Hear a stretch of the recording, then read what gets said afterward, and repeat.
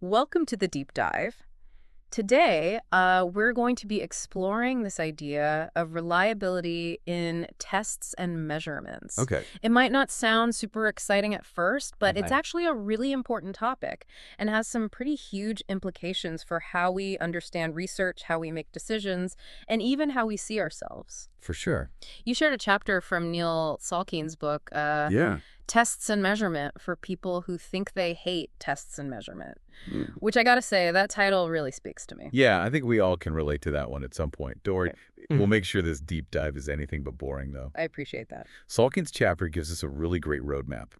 He starts with this really fundamental idea that every test score is kind of like a three-layer cake. Okay, now you've got my attention, the score cake analogy. Tell me more. All right, so there's the score that you actually see, right? Yeah. Your observed score, that's like the frosting on top. Okay. But underneath that, like way down in the cake layers, there's your true score. And that's like this theoretical average that represents your typical performance. Like if you can take the same test countless times. Okay.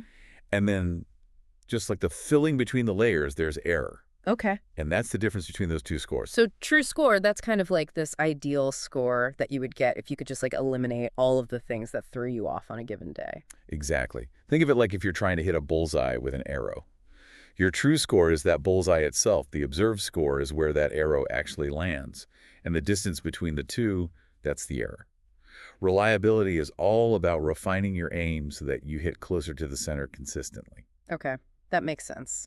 I can see why this is important to understand because if we're using tests to make decisions about people's lives, like in education or healthcare or something, we need to be confident that those scores really reflect their true ability, not just some random, fluctuations. Exactly. Yeah. And Salkind goes into like the nitty-gritty of those score fluctuations Yeah. by breaking down error into two main types: trait error and method error. Okay, so what's the difference between those two error culprits? What are we talking about here? So trait error, that comes from the test taker themselves. Things like if they're fatigued or if they're anxious or maybe they're just having a bad day.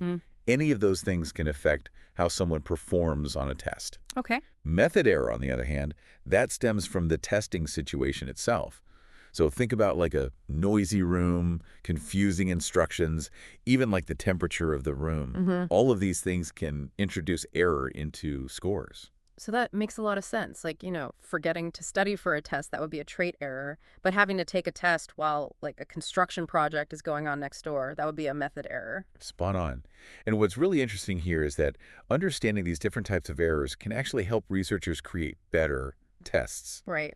By controlling for as many of those external factors as possible and designing questions that are clear and not ambiguous, they can minimize the method error and get a more accurate picture of someone's true score. So it's kind of like a detective trying to eliminate all the possible suspects to find the real culprit, which in this case is the true score. Yes. But how do we actually measure how reliable a test is? I know the chapter mentioned these things called correlation coefficients. Yeah. I don't really know a lot about those. Yeah, correlation coefficients are our statistical sleuthing tools. Okay. They let us quantify the relationship between two sets of scores. Okay. So for reliability, we use correlations that range from 0.00 to positive 1.00. Okay. And the higher the number, the stronger that relationship is, meaning the more reliable that test is. Could you give an example of how this actually works? Sure. Let's say you take a personality test and then you retake that same test a few weeks later. Okay. If your scores on both of those attempts are very similar, we would say that there's a high correlation, and that indicates good retest reliability. But if your scores are, all over the place, the correlation is going to be lower, and that might suggest that the test may not be reliably measuring your personality traits. So if my scores on a personality test are like wildly different each time I take it, maybe I should take those results with a grain of salt. That's probably a smart approach. Yeah. Now, when it comes to putting reliability to the test, there isn't just one way to do it. Okay. Salkind actually outlines 4 main types of reliability, and each has its own specific purpose and its own calculation method. 4 ways to measure reliability. This is where I could use a little expert guidance to navigate this. What are those 4 types, and when would you use each one? Okay, sure. Let's start with retest reliability. Okay. As the name suggests, this method assesses how consistent a test is over time. So you give the same test to the same group of people on 2 separate occasions. And if the test is reliable, You would expect their scores to be pretty similar on both of those attempts, with any differences being attributable to just random factors and not actual changes in, the trait that's being measured. So if I took an IQ test today, then again in 6 months, my scores shouldn't drastically change unless, something significant happened to my cognitive abilities. Exactly. Now, imagine that you have a test that involves some level of human judgment, like scoring an essay or judging, I don't know, musical performance or something. That's where this idea of inter-rater reliability comes in. Okay, so inter-rater reliability is all about making sure that those judges are all being consistent in their scoring. Exactly. You want to minimize the chance of one judge being, like, overly strict while another judge is super lenient. Right, so it doesn't really matter which judge you end up with. The evaluation should be relatively consistent. Yeah. All right, so what's the next type of reliability? So next up, we have parallel forms reliability. So think about standardized tests, like the SATs or the GREs. They often have multiple versions or forms of the test that are all supposed to be equivalent in terms of their content and difficulty. So the goal is to make sure that someone who scores a certain way on one version of the test would get a similar score on another version. Yes, that's the idea. You administer both forms to the same group of people and then correlate their scores. And if that correlation is high, it suggests that those two forms are truly parallel and measuring the same thing reliably. Okay, so that's 3 types of reliability down. What's the 4th one on our list? Last but not least, we have internal consistency reliability. Okay. And this one really delves into the heart of a test, its items. This type of reliability examines whether all the items on the test are consistently measuring the same underlying construct. So if I'm taking a test about, let's just say, anxiety, Right. I would want to make sure that all the questions are actually tapping into different facets of anxiety and not, some other unrelated emotion. Exactly. All of the items should be working together like gears in, a well-oiled machine to really capture that target concept. This is fascinating, but I have to admit, my brain is starting to get a little bit full. Can we maybe take a pause here before we dive into the specifics of how internal consistency is measured? Of course. We've covered a lot of ground, laying the foundation for what reliability is and why it's so crucial. We can pick back up with all the nuances of internal consistency and other fascinating aspects of reliability in our next segment. Welcome back. Before the break, we were laying the groundwork for understanding what reliability is and why it's so important in, any field that involves measurement. Mm-hmm. You might be thinking, okay, this all sounds good in theory, but how does this actually play out in real life? Right. So let's get into some of the, the trickier real-world situations where measuring reliability gets, it gets a little more complex. Sounds good to me. I'm ready to get into it. Where should we start? Well, we talked about retest reliability, which, seems pretty straightforward on the surface, but Right. even there, things can get kind of messy. Okay. What if the mere act of taking a test the first time influences how someone does the second time around? Ah, you're talking about practice effects, right? Yeah. Like if I take the same vocabulary test twice, I might do better the second time just because I've seen the words already, even if I don't consciously remember them. Exactly. And it's not just about, memorizing answers. The first test can also kind of subconsciously prime certain concepts or strategies, making that second test feel a little bit easier. So researchers have to be really careful about that interval between tests. It seems like a tough balancing act. You need enough time for the memory of that first test to fade, but not so much time that the person's underlying abilities have actually changed in the meantime. It's a real tightrope walk. Yeah. And sometimes retest reliability just isn't feasible. Like, imagine you're trying to measure something that fluctuates really rapidly, like maybe mood or stress levels. Right. Yeah. Taking the same test twice, even with like a short interval, it might not really capture a stable picture of the person's experience. It's like trying to measure the height of a wave, right? Yeah. It's constantly changing. Yeah. So a single measurement wouldn't really tell you that much about how big the waves typically are. That's a great analogy. It really highlights that challenge of measuring certain constructs that are just, by their very nature, dynamic. Right. Now, speaking of tricky measurements, let's shift gears to inter-rater reliability. Okay. We talked about how important consistent scoring is, especially when you have human judges involved. Right. But achieving that consistency can be, it can be a real art form, I imagine it's more complex than just handing 2 judges a rubric and saying, okay, go. Yeah. What are some strategies to make sure that those judges are on the same page? Right. You're absolutely right. It's not just about the rubric. You need a really clear and detailed rubric. Think of it as like the judging recipe. Okay. The more specific and objective those criteria are, the less room there is for individual interpretation or bias to creep in. So you're trying to just eliminate as much guesswork as possible, make the judgment as systematic as you can. Exactly. But it's not just about the rubric itself. Hmm. Thorough training for those judges is absolutely crucial. They need to really understand the nuances of those criteria and practice applying them consistently. It's like calibrating their judgment, making sure they're all seeing things through the same lens. So I'm noticing a recurring theme here. Ensuring reliability is often about minimizing that human subjectivity. That's a really keen observation. Right. Whether it's controlling for those external factors and retest reliability or training those judges to use a rubric consistently. Right. We're always trying to reduce those random fluctuations that can really distort the measurements that we're trying to get. Okay, so let's tackle the next type of reliability on our list. Right. Parallel forms reliability. I remember you saying that this involves creating multiple versions of a test that are all supposed to be equivalent. Right. Which sounds like a pretty tall order. It is. Think about it. You can't just swap out a few words or change the question order and call it a day. Right. You have to really make sure that both of those forms are measuring the same construct at the same level of difficulty with the same level of precision. It's like trying to compose two pieces of music that evoke the same emotions but use different notes and instruments. So the challenge isn't just creating two versions that look similar on the surface. Right. It's about making sure they're actually measuring the same underlying thing. Yes. What are some strategies that test developers use to try to achieve this level of equivalence? So they have to be super meticulous in matching the content, the format, even the statistical properties of those two forms. Wow. They might even use some pretty sophisticated statistical techniques to make sure that those items on both forms are functioning similarly. It's a real testament to the art and science of test development. This is making me think about all those standardized tests that students stress over, like the SAT or the ACT. Yeah. Knowing that so much care goes into creating those parallel forms and making sure they're as equivalent as possible is, well, somewhat reassuring. Absolutely. Those high-stakes tests often have entire teams of psychometricians who are dedicated to ensuring the reliability and validity of those different test forms. They analyze data from pilot studies, they fine-tune the wording of those questions, they run all sorts of statistical models, all to make sure those different forms are truly comparable.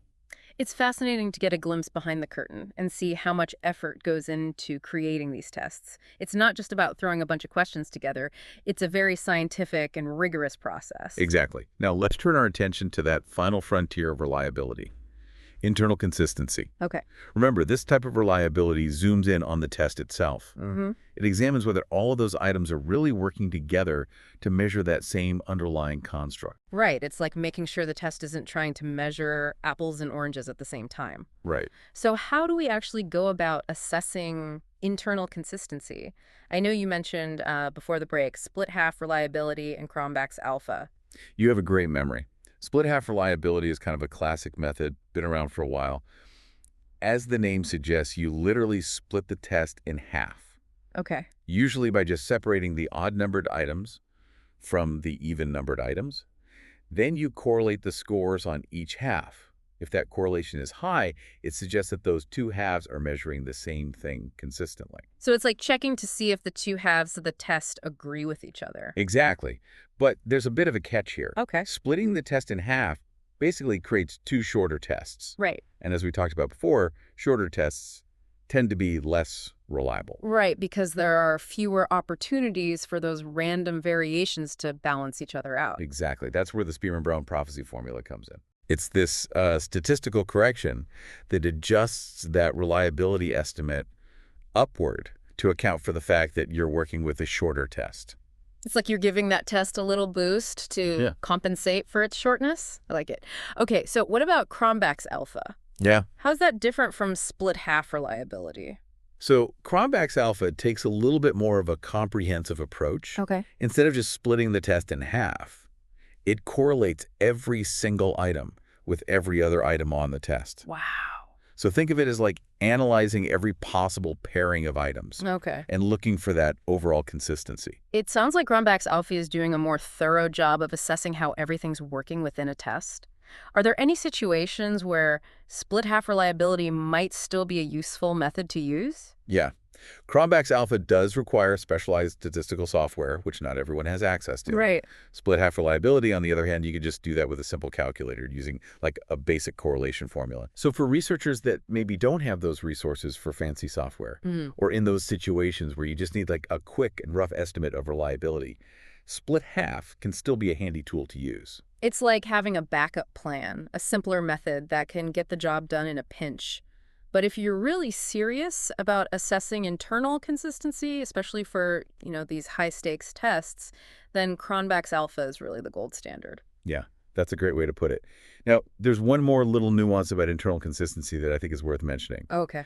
Salkind briefly talks about this family of formulas called the Kuder-Richardson formulas, specifically KR20 and KR21. Okay, new formulas. I know, right? What are those used for? So they come in handy when you're dealing with tests that have what are called dichotomous items, meaning they have only two possible answers, like true or false or right or wrong. Okay.